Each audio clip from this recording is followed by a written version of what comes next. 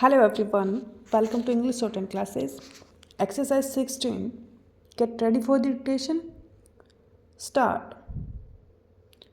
It gives a thrust for women's education through the creation of additional jobs of 90,000 women in new polytechnics. Stop. As against 2000 colleges, there are 9000 colleges. Stop. Distant education, which includes correspondence courses, account for 12% of the total enrollment in higher education. Stop. India produces the largest number of graduates in the world. Stop. Provision of free education to all children up to the age of 18 years is enshrined in the directive principles of the state policy. Stop.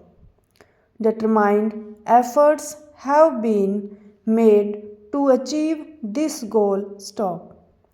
The number of primary schools has increased and the number of teachers has also increased accordingly. Stop. The gross enrollment increased from 40% to 95% in 50 years. Stop.